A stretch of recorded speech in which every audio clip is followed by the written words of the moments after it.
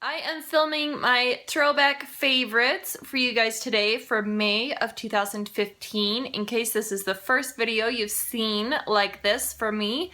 Essentially, I went back 2 years to look at my favorites video for the month, and I just kind of go through the products, see if I still love them, see if I've used them up since then, see if they've been replaced by a new product, or if I'm just completely over it. Sometimes you see these products in favorites videos and then you never hear about them ever again. So I actually did not come up with this video idea. I first saw this from Marnie from MsGoldGirl. I'll go ahead and insert her channel link down in the description box down there for you guys in case you wanted to go over and check out some more of her videos, her throwback videos. As embarrassing as it is, I will actually include the link for my original May 2015 favorites video down in the description box for you. I only had 8 items that I was talking about back then, so it was a pretty quick video, and this will hopefully be quicker than some of my recent videos. But the first one that I wanted to talk about, I actually don't have that product anymore. I've been thinking about repurchasing it multiple times now, and I saw Dermstore they just posted a discount code, so oh man, it's tempting. I'm trying to hold off though, but it was the Arcona Triad pads, and I got the Refresh version. Those I love purchasing from Dermstore. You can always find a 20 or 25 to 30% off discount code for Dermstore. You just have to wait a couple weeks or a month, but they always have a new code out. So I would say if you're wanting to purchase some products from there, hold off until you get a code. They have products from Sephora available on the website. They have makeup, skincare, hair care, a whole bunch of stuff. So it's a really great website. I love the Triad pads. They're basically like a little scrubber, a little scrubby toner, round, probably about that big. They were really great. They smelled amazing. Love those things to death. The thing that I've been using and that I've kind of replaced it with since then is the Clinique clarifying lotion in the #2 version. This is for the dry combination skin, and I just really love this stuff. I can't go more than 2 days, 2 to 3 days without using this, and my skin has a definite change in the texture and how it feels. I actually use this every single night, but if I don't use this every couple of days, it just feels kind of yucky, my skin. So this does leave like a very slight cooling tingle to your skin, and I love that. They do have one that's in the #1 that's a light blue color for sensitive skin, and they have a #3 that's light pink, I believe, for oily skin. So anyway, this stuff, fantastic. I've been using it for years. Still gonna purchase it in the future, but I will try and repurchase some of those Arcona Triad pads. Thing that I'm still using to this day, and they are actually, let me pull some out. They're the Precision Q-tips. These things are fantastic. Now they're just like your standard Q-tip, but I buy the actual Q-tip brand, and if you look really closely, you can see that they taper at the tip.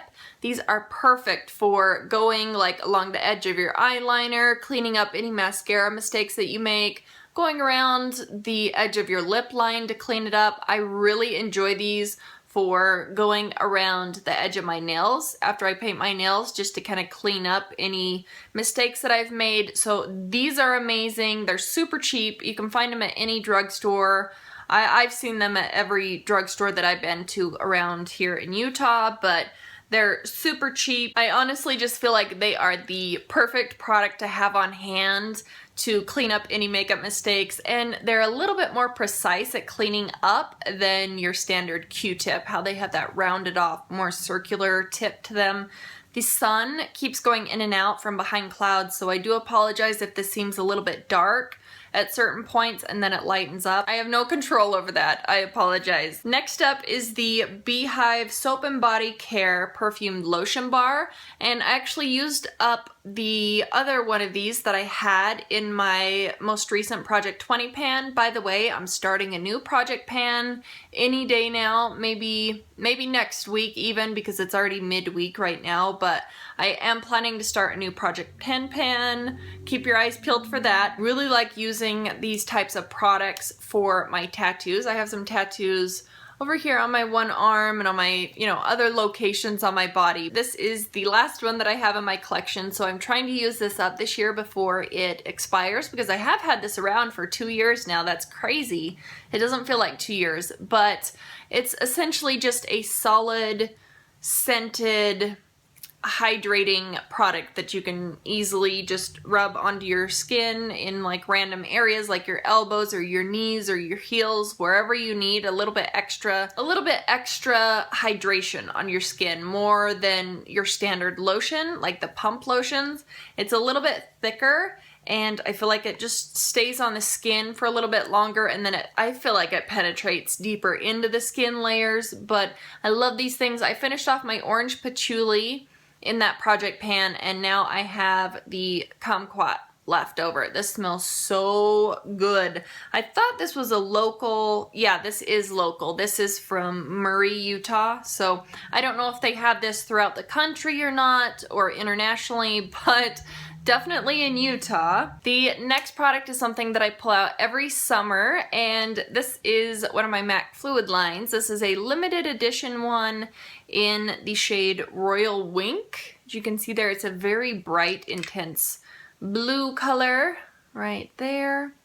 Absolutely gorgeous. I love the MAC fluid line formula. It goes on my upper lash line really easily. I can tight line with it. I can put it in my waterline and it stays there all day. It doesn't come out of my waterline for the most part. I think I've had one that was kind of a disappointment where it was quite sheer. So if you run into that problem, put a line down, let it dry down for about 20 seconds, then you can go back in and put a second layer over it. It's just a really super intense blue color, and like I said, I usually pull out my colored fluid lines from MAC every summertime, and I really enjoy wearing them in that waterline area down there at the bottom. You can also use the MAC fluid lines as a cream shadow base. You can just kind of dab it out with your finger, kind of blend it around on the eye area and use it as a cream color base, and it holds eyeshadows on top of it perfectly. It's a really fantastic product. If you haven't tried out the fluid lines,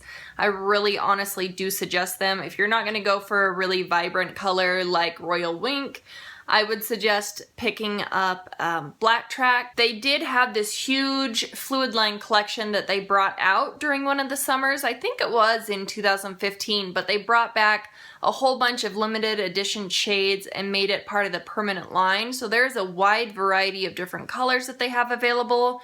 Bronzes and purples and greens and teals, all kinds of stuff available on the MAC website. The next one that I'm so about, it is the Maybelline Baby Lips in the shade Oh Orchid. I do believe that this one was limited edition as well. That is what it looks like in the container there, and it looks like a pretty decently pigmented shade right there, but this is actually an incredibly sheer color.